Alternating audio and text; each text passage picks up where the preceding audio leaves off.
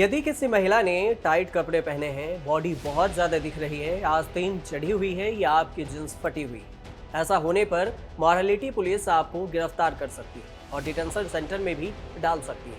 हिरासत में ली गई महिलाओं को कई बार एजुकेशन एंड एडवांस सेंटर ले जाया जाता है। यहाँ उन्हें हिजाब और इस्लामी मूल्यों पर लेक्चर दिया जाता है। घर से कोई सही ड्रेस लेकर आता है तभी उन्हें छोड़ा जाता है। ये बात है ईरान की। मतलब सीधे शब्दों में कहें तो अंग दिखाने पर बिल्कुल पाबंदी है और ये सब के लिए एक पुलिस बल तैनात होती है और ये सब देख रेख करती है, जिसे मोरालिटी पुलिस कहा जाता है। लेकिन अब ईरान में मोरालिटी पुलिस को खत्म कर दिया गया है, लेकिन इसके साथ कुछ सवाल भी बनते हैं जिसे समझना बेहद जरूरी है। सबसे पहला सवाल कि आखिर मोरालिटी पुलिस क्या है, और दूसरा सवाल कि ईरान की सरकार को मोरालिटी पुलिस को खत्म करने की जरूरत ही क्यों आई। तो आज इन्हीं दो सवालों से समझेंगे कि ईरान में विवाद क्या था जिस वजह से ईरान की सरकार को ये कदम उठाना पड़ा और मोरालिटी पुलिस के द्वारा जो जबरदस्ती ड्रेस को लेकर कानून बनाई गई थी उसे खत्म करना पड़ा। जानकारों और एक्सपर्ट का कहना है कि मोरालिटी पुलिस का मेन फोकस महिलाओं की ड्रेस पर होता है, किस तरह से कपड़े पहने जा सकते हैं और किस तरह से नहीं। इसे लेकर कोई खास गाइडलाइंस नहीं है। इस वजह से मोरालिटी पुलिस के अधिकारी खुद तय कर लेते हैं कि क्या सही है या क्या नहीं।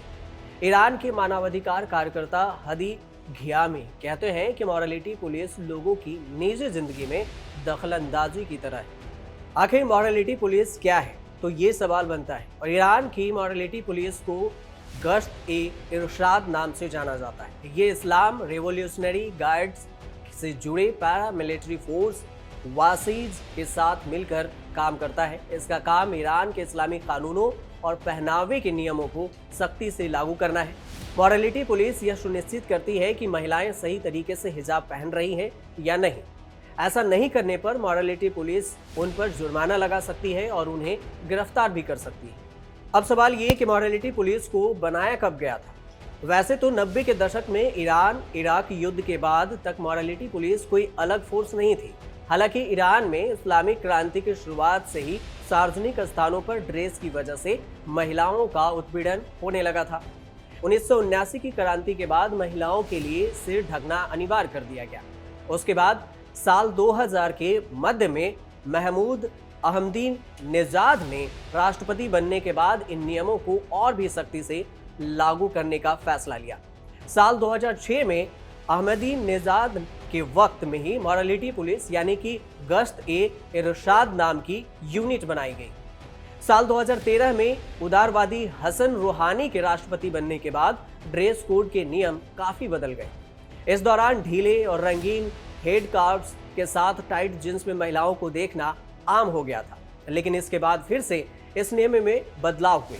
अगस्त 2021 में कट्टरपंथी इब्राहिम रईसी ईरान के राष्ट्रपति बनते ही और अहमद नेजाद के रास्ते पर चलने का सोच लिया। जुलाई में रईसी ने सभी इंस्टीट्यूशन हेडक्वार्टर में कानून लागू कर दिया। यह आदेश दे दिया कि महिलाएं बेपरवाह ढंग से कपड़े पहन रही हैं, टाइट जींस पहन रही हैं, जिसको लेकर कानून को सख्त कर दिया जाए। और यहीं से शुरू होता है हिजाब को लेकर विवाद। इब्राहिम रईसी ने मोरालिटी पुलिस को आदेश दिया कि इस्लाम में कपड़े को लेकर जो कानून है उसे सख्ती से लागू करवाया जाए। 13 सितंबर 2022 ये वो दिन था जिस दिन ईरान के कुर्दिस्तान प्रांत की 22 साल की महसा अमीनी एक लंबा ओवरकोट पहनकर अपने परिवार के साथ तेहरान में घूम रही थी। परिवार जैसे ही शहीद हेगानी एक्सप्रेस वे पर पहुंचता है, मोरालिटी पुलिस आती है। मोरालिटी पुलिस अमीनी के ड्रेस को अभद्र बताते हुए उसे हिरासत में ले लेती है। दावा करती है कि अमीनी ने हिजाब को सही तरीके से नहीं पहना था। इसके बाद अमीनी को वैन से डिटेंशन सेंटर ले जाया जाता है। डिटेंशन सेंटर ले जाते वक्त मोरालिटी पुलिस अमीनी के कपड़े फाड़ देती है और उसे मारती भी है। पुलिस स्टेशन पहुंचने पर भी अमीनी के साथ मारपीट की जाती है। इससे उसे दिखाई देना बंद हो जाता है और कुछ देर में ही वह बेहोश होकर गिर जाती है। 2 घंटे तक होश नहीं आने पर पुलिस उसे हॉस्पिटल ले जाती है। 2 दिन अमीनी कोमा में रहती है और 16 सितंबर 2022 को ईरान की मोरालिटी पुलिस की बर्बरता सामने आती है। शाम को ही अमीनी की मौत हो जाती है। अमीनी की मौत के बाद कुर्दिस्तान से लेकर तेहरान तक में मोरालिटी पुलिस के खिलाफ विरोध प्रदर्शन भड़क गए।